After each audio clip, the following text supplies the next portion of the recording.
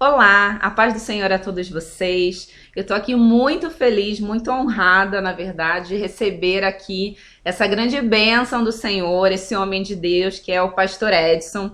Ele tem um testemunho de vida muito bonito, né? Um milagre, na verdade, ele é um milagre do Senhor. E eu estou aqui hoje com ele para que ele tenha a oportunidade de compartilhar essa história. Quando eu ouvi o testemunho dele, a primeira coisa que eu pensei foi: outras pessoas precisam ouvir, se possível, todas as pessoas precisam ouvir esse testemunho, que é um testemunho que vai glorificar o nome do Senhor e que eu tenho certeza que vai reavivar a fé. A fé não, né, gente? A fé de muitas pessoas. Então, irmão Edson, por favor, se apresente e pode começar por onde você quiser a respeito da sua história. Amém. A paz seja com todos, né? Que o Espírito Santo de Deus esteja na vida de cada um de vocês que estão assistindo esse depoimento, esse testemunho. E dizer que minha vida foi uma vida assim, tanto tribulada, tive várias coisas. Se for começar a contar aqui, nós vamos passar dias e dias e dias e não vamos conseguir chegar, né? Mas quero contar um pouco daquilo que Deus fez na minha vida, né? E eu fui assim uma pessoa, fui tabagista, né? 42 anos. Desde os 7 anos de idade eu comecei a fumar.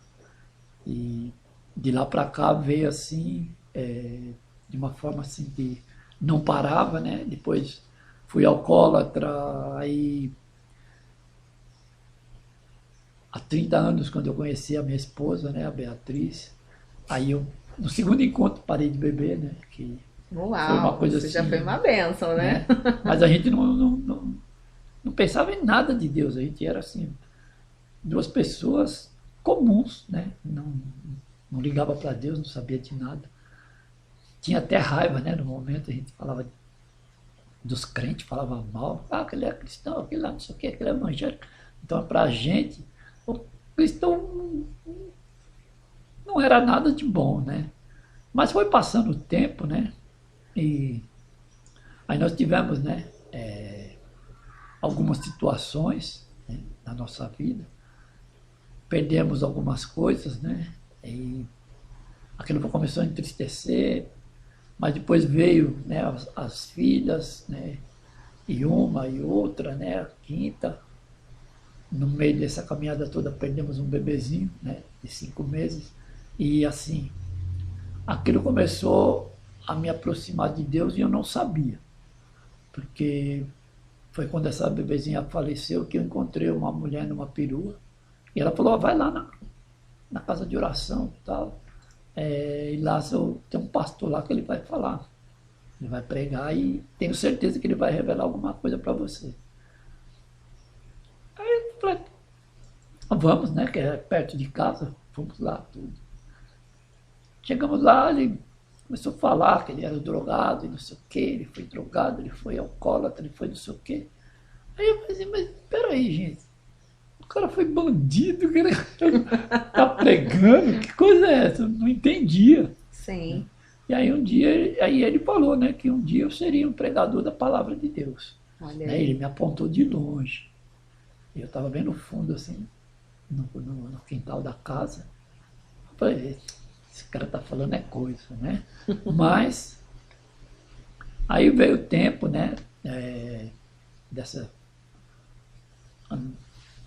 ficar nesse tabagismo, fumando. Aí começou a me dar um pigarro, né? E as pessoas falavam assim: Henrique, meu apelido é Negão, né? Então eles me conhecem no bairro como Negão. Eu falei: Negão, para de fumar, você tá mal, não sei o quê. Eu falei: não, esquenta não, se eu fumar eu vou morrer, se eu não fumar eu vou morrer também. Então eu já profetizava na minha vida que eu ia morrer fumando. Olha só. E até que tudo aquilo foi passando, a coisa agravando. Aí um dia eu estava em casa, eu não conseguia levantar. Né? Nessas alturas eu já estava usando aerolim, né? Tomando medicamento forte já, mas eu não conseguia parar. Deixa eu te fazer uma pergunta. Foi um curto período de tempo ou passaram-se anos após aquela revelação de que um dia você seria pregador da palavra do Senhor, até o momento que você ficou de cama sem conseguir levantar? Olha, passou pelo menos uns 8 anos depois que esse pastor revelou. Ou seja, aos olhos de qualquer um, era impossível, que você se tornasse um pregador. Que eu mudasse de vida, né? Porque, assim, eu era uma pessoa, assim, eu nunca tive, como dizer, uma má índole, né? Eu sempre fui uma pessoa acessível às pessoas, sempre mexi com coisa de futebol, né? Então tinha muita gente à minha volta, sempre estava assim, conversando, me divertindo. E as pessoas me viam, eles falavam assim, nossa, nega, você está mal. Porque eles olhavam de mim, eles viam. Né? Mas eu mesmo não conseguia enxergar isso em mim. Né? Aí, quando foi, tem uma época que começou a aparecer nos maços de cigarro, os avisos, né, que fumar faz mal, dá câncer, não sei o quê. Eu nem preocupado, eu pegava e fumava. Passou um tempo, comecei a fazer com uma doutora do médico da família, né, fazer um tratamento, né, com cloridrato de bruspirona para parar de fumar, né, tirar a ansiedade, essas coisas. Mas não adiantou não, fiz 3 vezes, não parava. E aí foi onde começou a gravar. Aí esse dia que eu não conseguia mais respirar direito, né, porque eu acordei e não conseguia levantar. Então comecei a sentir aquela falta de ar, aí a minha mãe pediu para uma das minhas meninas no médico da família lá no postinho. Aí a doutora Clara veio, né? E era assim, era uma doutora que eu brigava muito com ela. Ela brigava comigo, eu brigava com ela. Era uma coisa assim. Aí ela falava assim, você tem que parar, seu Zé. Eu falava, mas meu nome não é seu Zé. A senhora me chama de seu Zé, mas a senhora fuma. Ela E ela fuma. fumava. Né? Então eu falava, poxa, mas como é que ela fuma e quer que eu pare de fumar? Né? Mas só que ela sabia que eu estava me prejudicando. Sim. E aí chegou num estágio que já não tinha mais como, né, eu ter um retrocesso naquilo, retroceder. Mesmo que eu parasse, o resultado final seria a morte. Né? Então ela pegou, fez uma guia, né, para internar com urgência, ou no Hospital das Clínicas, ou na Santa Casa de São Paulo. Aí a vizinha, né, do lado, ela sempre foi muito prestativa nesse ponto, e pedimos, né, para ela pegou, se prontificou a levar no Hospital das Clínicas. Aí eu fui lá para a emergência, né, e fez a ficha, tudo. Passei com a médica, ela pegou, mandou eu ficar no cantinho ali esperando, na triagem, né, e que ela ia ver um leito para mim. Nisso me veio o médico, o geral, né, da emergência, o diretor da emergência. Aí ele pegou minha ficha, olhou, aí perguntou para ela, doutora, e esse caso aqui? Ela falou assim, aquele ali é o seu Edson, tal, estou esperando desativar, abrir uma porta lá para colocar ele no leito, internar ele. Aí ele leu bem, olhou para mim, falou assim, só que não tem leito para ele aqui. Ele leu ali, ele já viu que o negócio estava assim. Muito difícil ter uma reversão, né? Parar aquele quadro que estava na minha vida, né? Porque não tinha mais condição, né? Eu estava assim, já pela misericórdia de Deus, né? Mas também não sabia, não estava assim atento a isso. E aí ele falou, né? Então, interna na emergência e de lá é pedra. Só que quando ele falou de lá é pedra, uma coisa que me tocou, né? Que quando eu perdi essa nenezinha, olha como é que as coisas são. Voltando lá, aí quando eu fui ver a nenezinha, que eu fui trocar ela, aonde estava a minha menina? Em cima de uma pedra. Então quando ele falou que podia internar na emergência, de lá era pedra, aí eu lembrei, automaticamente veio aquilo, a lembrança da nenezinha. Aí eu senti um frio no corpo, né? Falei, nossa, esse cara está querendo me matar. Né? Mas só que não era ele, era o que estava mostrando o meu quadro. Você já era um paciente terminal. Era um você terminal, praticamente não mas tinha. já era terminal. Não tinha mais o que fazer, no caso. Aí pegou e internou. Aí me internou tudo. Aí ligaram os oxigênios, tudo em mim, ligou os aparelhos, saturador. Tá, fiquei lá na cama. Aí veio a doutora Tatiane, né? Uma jovem doutora, né? Ela estava no último semestre fazendo pneumologia cristã, né? Então ela chegou em mim e falou assim: seu Edson, eu me interessei pelo seu caso, eu preciso entregar um TCC que é para mim terminar o meu semestre, e daqui eu me formar. Eu preciso conversar com o senhor, queria colher um pouco de informações do senhor a respeito do seu quadro, de quando o senhor vem fumando e tudo. Queria passar a noite conversando com o senhor. Uhum. Eu falei, para mim não tem problema. Aí ela foi lá pedir para quem?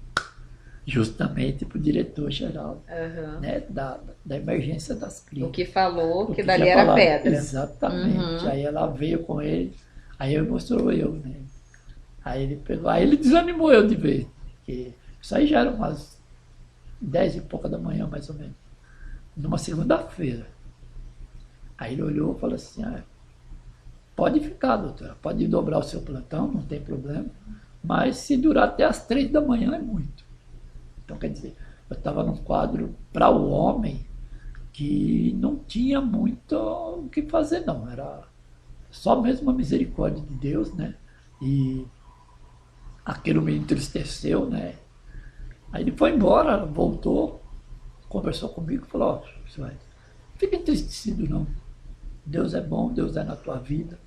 E pode ter certeza que esse atestado de óbito que o doutor está tentando, ele falou até o nome dele, né? Eu não me recordo mais, que ele está tentando dar para o senhor, Deus manda te dizer que ele vai te dar, está te dando um atestado de vida. Eu Glória nunca pensava assim, né? Mas das palavras que saíram da boca daquela doutora, eu senti, né? Senti um arrepio, senti um frio, um calor, uma coisa assim boa, mas fiquei na minha, então, mas fiquei com o coração entristecido, porque eu sabia que eu estava morrendo, ali eu fui ter a certeza. Então, criou um medo. Não medo porque, assim, eu nunca fui uma pessoa de ter medo, né? A minha criação nunca permitiu de eu ter medo. Eu viver a realidade. Aquilo que acontecer comigo, eu tenho que encarar, eu tenho que viver aquilo. Meu pai sempre me ensinou, seja valente, olha para frente, não importa quem vai vir atrás de você. Sempre você vai estar superando, né? E você tem que encarar. Porque ele falava assim, não adianta você parar e voltar para trás, né?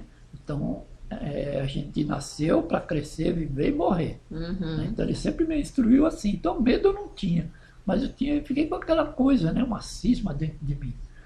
E passando, né? Conversei com ela a noite inteira, tudo, dei o depoimento para ela, ela gravando, escrevendo também. Passou, aí chegou uma quarta-feira, chegou que eles chamaram lá, porque todo dia que falava assim na emergência, quando fala assim, o Águia vai chegar, né? Então pode ter certeza que pessoas que vão chegar ali, acidentadas, queimadas, esfaqueadas, baleadas, tanto do quanto eu vi ali, né? Aquilo, eu me coloquei depois que passou, né? Tudo, né? A gente agora com um tempo já de evangelho, né? Então a gente aprendeu a entender aquilo que estava acontecendo comigo naquela emergência. Que eu necessitava de ver tudo aquilo. Porque antigamente eles colocavam os biombos, né? Separava. Sim. Hoje em dia já não. Então é tudo assim, você vê o que chegou e eles vai chegando. E se você não tiver estômago, você vai passar mal. Né? E chegou esse bombeiro, né? Que ele tinha caído aqui na ponte do Piqueri, de moto, mas a vida dele valeu porque ele não afivelou o capacete. Então ele caiu, né? E um caminhão vinha vindo atrás. Aí a roda traseira passou por cima da cabeça dele. Nossa. E aí na tração da roda, arrancou o capacete e escalpelou ele. Então eu vi aquele crânio todo avermelhado com manchas pretas, uma coisa horrível. E eu fui vendo aquilo, ele gritava, sabe? Não é um grito normal, é uma coisa horrível. De muita dor. É um urro, praticamente, né? Que até tem uma passagem na palavra que fala que as pessoas irão uivar, né? E aí eu, ouvindo aquele grito, aquele uivo daquele homem, aquilo me deixou assustado. Eu fiquei com muito temor mesmo, né? De ver o desespero dele, que ele queria que desse morfina para ele, Sim. porque ele estava com muita dor. Mas o médico falava para ele, não posso te dar morfina, porque eu preciso fazer exame, senão eu não vou saber onde é que está machucado. E aí eu vendo aquilo, aí eu peguei, virei na maca, né? Virei de costa para aquilo, e ali eu não sei o que aconteceu, se eu adormeci, como é que foi, mas eu creio que nesse período de tempo foi onde eu tive a intercorrência, né? Que foi onde eu tive a primeira parada cardiorrespiratória. E aí eles me ressuscitaram tudo. Na segunda, não conseguiram. Aí me perderam. Mas só que assim, eu me via, né, nessa junção da parede, a parede, as duas paredes e o teto. Então, lá em cima, a gente vê um triângulo. Sim. Né? E eu me via lá em cima naquele triângulo. E de lá de cima eu via o meu corpo na maca, deitado na posição fetal. Né? E aquilo, sabe, no momento eu não conseguia nem entender o que estava acontecendo. Mas eu olhava para mim e falava, meu Deus, por que eu estou aqui? Né? O que está acontecendo? E sem eu perceber, chegou umas coisas cinzentas assim perto de mim, umas massas, não tinha forma, né? E não falava, mas só que fazia assim, tipo uma menção de que eu tinha que acompanhar. E eu falava, não, eu não vou com vocês. Não, eu não vou, não quero ir, eu não vou. Né? E fiquei insistindo naquilo. E nesse intermédio eu vi a própria luz da emergência se apagando. Ela foi apagando, até que apagou tudo de vez. Aí eu peguei e dei um grito, né? Falei, meu Deus, né? Se o Senhor permitir que eu cuide das minhas 5 filhas, né? Estude elas, que elas venham ter um bom trabalho, que elas venham casar, né? Eu vou para a tua casa fazer a sua obra. Tá. Aí eu acordei. Aí eu me vi na maca de novo. Quando eu sentei na maca, assim, que eu estava deitado, né? Eu levantei. Quando eu sentei na maca, que eu não tirei as pernas para fora, fiquei sentado assim. Aí o lençol caiu do meu rosto. Já estava com lençol, né? Já tinha colocado até o na sua lençol, cabeça. Né? Porque eu já tinha passado mais de 1h10 que eu tinha falecido. É muito tempo, né? 1h10 então, falecido. Já tinha tirado, né, os aparelhos, já tinha. Estava assim, estava nu. Então eles tinham saído para quê? Para fazer o atestado de óbito e comunicar a família. Né? E aí um médico que estava no outro paciente, perto de mim, aí ele começou a gritar. Doutor, ele voltou. E eu não entendia nada, eu olhava para ele, olhava para frente. Daqui a pouco chegou aquele monte de enfermeiros, médicos, cirurgiões, e ficaram em volta da minha maca. Aí esse médico que estava cuidando de mim nesse dia, ele colocou a mão na minha testa assim e mandou deitar. Deita aí, seu Edson, está tudo bem. Eu falei, mas o que está acontecendo? Não falaram, né? E uma coisa assim que eu vi, que isso daí depois que eu fui, não entendi ainda até hoje, todos eles estavam de máscara. Quer dizer, não sei se eles pensavam que era alguma doença contagiosa, né? Ou algum efeito que poderia causar, porque já tinha tomado bastante noradrenalina, tomado choque, então já tinha assim, eles já tinham feito muitas intervenção, né, no corpo. Aí eu não sei se eles estavam cismados de acontecer alguma coisa, mas todos eles estavam com máscara, né? E isso não é agora, nessa época de pandemia, foi há 14 anos atrás, né? Então, para a gente ver que Deus, ele faz desse jeito. E aí eles começaram a falar naquela linguagem técnica, né? Aí coloca não sei o que, põe saturador, coloca oxigênio. E colocava os eletrodos em mim, ele ia ligando nos aparelhos novamente. E uma coisa assim, eu não falava direito, né? Porque era muita dificuldade para falar. Para andar também, eu andava bem lento, né? É o famoso passo tartaruga, mas tartaruga lesma. Bem lento, lento, lento assim. Para mim sair do meu quarto para o banheiro era coisa de 5, 6 minutos. Eu andava, sentia muita falta de ar, né? E aí eu voltei falando normal. Agora hoje eu estou um pouco rouco, né? Mas falando normal, tranquilo. Sim. E os médicos ficou até meio assim, assustado. E nisso eu vi passar o rapaz com o carrinho do desfibrilador, né? Aí eu perguntei pro doutor, ele estava naquela conferência lá falando. Aí eu falei, doutor, por que ele está passando com o desfibrilador? Eu morri. Todos eles calaram a boca no mesmo instante. Aí eu perguntei novamente, doutor, eu morri? Ninguém respondeu nada. E terminaram o que eles tinham que fazer, tudo.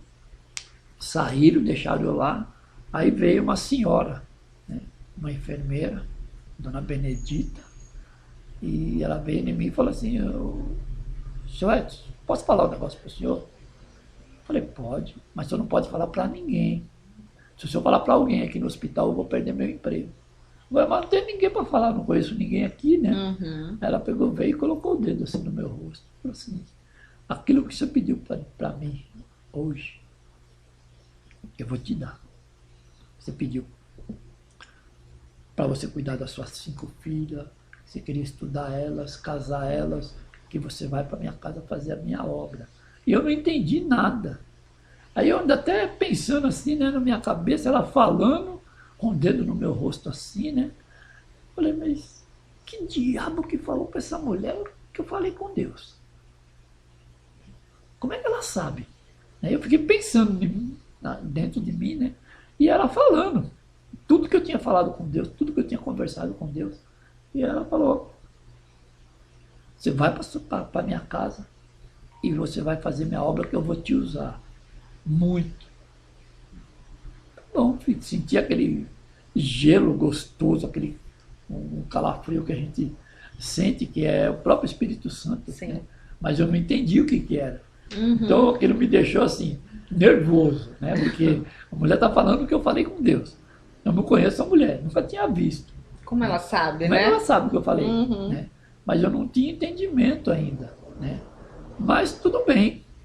Glória Porque a minha esposa, ela já estava há quase 5 anos já na presença de Deus. E eu não ia. Tanto é que ela, todo dia 28, né, ela ia para o SOS. Ela falava, ó, hoje eu vou chegar mais tarde, vou para o SOS. Aí eu pegava e falava para ela assim, vai lá atender o telefone dos seus machos, tudo, né? Falava bem assim, porque não tinha, eu era nécio, né? Não tinha entendimento, não sabia o que era. Sim. Né? Tanto é que depois que eu vim para a presença de Deus, né? Agora eu tenho, né? No meu celular tenho mais de 1000 contatos de pessoas que a gente ora, né? E as pessoas muitas vezes não deixam a gente dormir porque tocou, a gente sabe que é uma emergência, é alguém. Né? Ninguém vai chamar a gente de madrugada sem ter um motivo lógico, né? Mas sempre pedindo uma oração, é uma pessoa que está passando mal, uma pessoa que está enferma, pessoa que foi presa, enfim. Eles pedem de tudo aquilo que a gente nem imagina. Né? E a gente vai, ora, e Deus faz a obra. Eu sei que isso aconteceu comigo numa quarta-feira. Na sexta-feira eu recebi alta, né? E aí, depois de 13 anos, estava já pregando numa igreja, aí tinha uma senhora lá, uma intercessora, e ela me olhando. Eu estou pregando, a mulher está me olhando. Aí ela ficou bem do lado, assim, me intercedendo, assim, olhando para mim. Aquilo me incomodou, né? Eu falei, poxa, será que essa mulher está... Eu fiz alguma coisa, né? Falei algo que ela não... Porque a gente não conhece todas as pessoas, né? Sim. E aquela mulher eu nunca tinha visto. E aí, foi até no culto, na tarde da bênção, né? Que eu estava pregando. E aí terminou tudo, culto. Aí teve fomos para a sala do pastor, fizemos um lanche, aí voltamos, e lá é assim, eles fazem 1 hora de oração, né, de joelho. Aí oramos tudo. Aí fez uma roda, estamos conversando tudo para o pessoal para ir embora. Aí ela chegou em mim e perguntou, né, que eu tinha contado um pedacinho, né, do testemunho. Aí ela me perguntou que época que eu tinha passado na emergência. Né? Aí eu peguei e falei, ó, tá aqui na mochila, porque eu não gravo data, essas coisas assim, né? Sou meio fraquinho de cabeça. Aí peguei os papéis e mostrei para ela. Né? E mostrei justamente a guia de internação. Porque é um documento que é assim. A guia, ela é para você se internar, então ela fica retida lá, vai para sua pasta. Mas só que a minha voltou comigo. Aí essa guia, eu mostrei para ela tudo, ela pegou, ficou muito assustada. Aí chamou todo o pessoal, né, da igreja, falou, pastor, pastora, vem ver o negócio aqui. O testemunho que esse homem deu, não é isso que ele falou, não, tem muito mais. Porque eu trabalhava na emergência nessa época. Meu Deus. E quando o médico falou que ia dar alta para ele, o médico ia dar alta para ele morrer em casa, porque ele estava muito mal. Né? E aí, olha o homem aqui, 13 anos depois, pregando a palavra de Deus. Sim. Né? Então, isso daí, assim, aí foi onde eu mesmo me surpreendi. Falei, verdadeiramente Deus é na minha vida. Né? Sim. Porque depois de 13 anos, eu nunca tinha ouvido alguém falar alguma coisa de mim, né? Dar um testemunho da minha vida. Né? E essa enfermeira deu, né? Falou daquilo que o médico falou para ela, que era para me morrer em casa, mas pela misericórdia de Deus estou aqui vivo, né? Contando Glória testemunho para edificar a fé, né, das pessoas, para saber Sim. que Deus, Ele faz. Né? E tudo isso eu atribuo o quê? A minha sinceridade quando eu conversei com Deus. Né? Porque eu cheguei num ponto que eu não tinha mais condições, eu não conseguia entender, né? E passava aquilo para mim como se fosse normal, mas não era normal. E aí quando eu fui ver a realidade daquilo que era para acontecer na minha vida, e estava acontecendo verdadeiramente, né? O fim, né, daquela vida, eu criei coragem e falei com Deus. Né? Mas falei assim, sinceramente, uma coisa do meu espírito para Deus. Né? Porque eu creio, eu acredito que naquele momento o meu corpo já não estava mais. Estava, né, naquela situação, tudo, e a gente vê que Deus, Ele ouve um coração sincero. Glória a Deus. Quando você abre o seu coração para clamar a Deus, hoje em dia eu entendo, eu sei como é que é.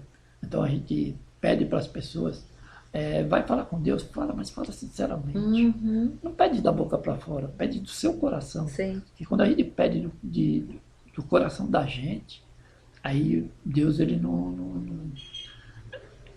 consegue não atender. Ele ouve, é o nosso coração, não é o que sai da nossa boca. Né?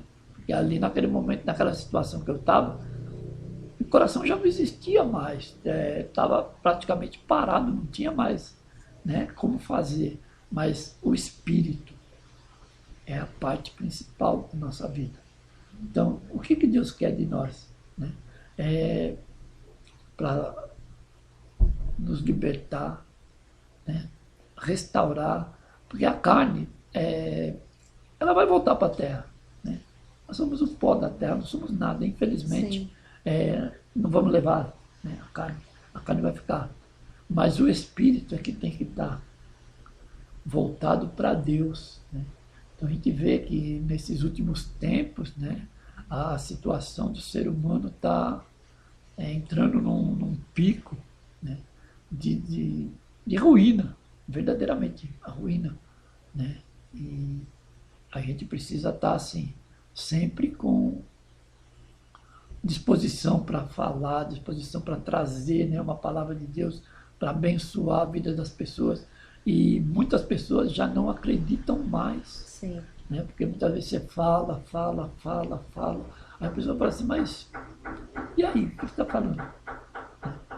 Porque não é muito falar, mas é o fazer entender, né? fazer-se entender Sim. aquilo que está sendo passado. Sim. Né? E esse testemunho meu, eu dou, assim, eu falo, porque é para edificar a fé. E assim, até eu mesmo me edifico com o meu próprio testemunho. Sim. Tudo que a gente faz, né, que a gente tem feito, né, para Deus, né, viver assim a vida de Deus. E o problema, né, que veio acarretar todo esse turbilhão na minha vida foi assim, a gente sabe que tabagismo, problema dos pulmões. Uhum. Aí deu efizema pulmonar crônica, né, que é o câncer de pulmão. Sim. Efizema panlobular crônica, a pleura calcificou, né? Uhum. Os pulmões ficaram gelatinosos, encheram de bolhas de ar. Nossa. E depois morreu 70% de cada pulmão, né? E aí a gente sabe que o corpo humano com 30% dos pulmões o corpo não ventila. Então é onde vem o óbito, né? Foi o que aconteceu comigo. Meu Deus. Então, quer dizer, graças a Deus não ficou sequela. Né? Fui fazer teste ergométrico, porque eu fiz acompanhamento de 2 anos e meio, né? No prédio amarelo das clínicas. E aí fui fazer o teste, deu como de atleta. Né? Meu Deus, assim, glória a Deus. Na época, quando eu fui internado, eu pesava 80 e poucos quilos. Uhum. Né? Saí de lá pesando 38,5 kg. Meu Deus. Então a doença me acabou um pouco, né? Fiquei muito debilitado, mas para a glória de Deus eu sobrevivi, né? Deus me trouxe, né? E tanto é que eu saí na sexta-feira do hospital, no sábado eu fui na igreja, falei com o pastor, né? Onde a minha esposa congregava. Uhum. Aí falei para ele, ó pastor, quero fazer a obra de Deus. Aí ele falou, hoje não tem culto. Eu falei, mas não estou procurando culto, eu estou querendo fazer a obra. Uhum. Né? Aí ele falou, não, então o senhor vem aí, né? Amanhã tem culto de manhã, eu fui. E fui falando para ele que eu queria fazer a obra, eu fiquei assim, impaciente, né? E na segunda semana ele falou, bom, já que o senhor quer fazer a obra, então, como a minha esposa abria a igreja, ele pegou, veio e me deu a chave. Né? Falou, então o senhor vai passar a partir de hoje a abrir a igreja. E você começou? Aí comecei a fazer a obra, né? E eis-me aqui. Né? Quanto tempo desde então? 14 anos. 14 anos fazendo a obra do Senhor, servindo a Deus. Né? A sua Justamente. história me lembra, como eu comentei anteriormente, a história de Lázaro. Né? Os tempos são diferentes, mas isso mostra que o mesmo Deus que ressuscitou Lázaro, ressuscitou você. Né? Isso foi uma ressurreição. Ou seja, o Deus de ontem é o Deus de hoje e o Deus de eternamente. E glória a Deus pela sua vida, né? Por esse testemunho maravilhoso. Você quer complementar mais alguma coisa? Só pontuar um negócio aqui. A igreja, né? Às vezes as pessoas ficam curiosas, né? Foi na comunidade cristã Paz e Vida, né? Uhum. Onde eu congreguei 14 anos. Sim. Né? E fazendo a obra, né? E nesses 14 anos tive 2 faltas. Uma foi na segunda semana, depois que eu peguei a chave. Uhum. Que eu tive uma intercorrência, fiquei meio mal em casa. Aí não fui. E no primeiro dia que teve aquela primeira greve geral, que também não consegui ir. Sim. Né? Mas do resto, nem uma falta. Graças a Deus, fazendo a obra. Assim, depois passei a ser intercessor. E depois fui passar a ser ministro de teologia. E assim vai. Sim. E Deus vai sempre trazendo uma coisa, uma novidade pra gente. Sim. E hoje em dia estamos aqui, né? Você sempre morou longe da igreja, né? Em 2 Perus condições. até Pirituba é um trajetozinho longo, Uma né? distância assim, razoável, né? E agora Deus tem cobrado, né? Como você comentou comigo, de você abrir uma igreja, porque a igreja que você congregava, que você fazia parte, fazia obra, ela fechou. Fechou. E aí existe uma preocupação com todas aquelas pessoas, todas aquelas almas que, né, que precisam da palavra do Senhor. Exatamente. E Deus tem te cobrado isso. Tem. E eu quero aproveitar para compartilhar aqui com você essa informação. Então, ninguém faz uma obra sozinho, é claro.